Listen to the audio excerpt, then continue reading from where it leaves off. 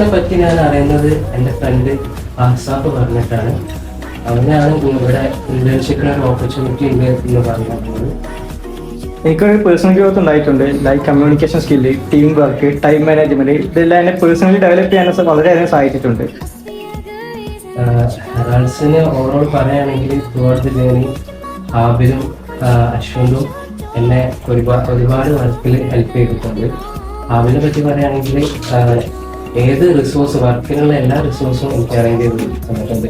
Like language skills, പിന്നെ office work ethics ഒക്കെ പഠിക്കാൻ പറ്റി.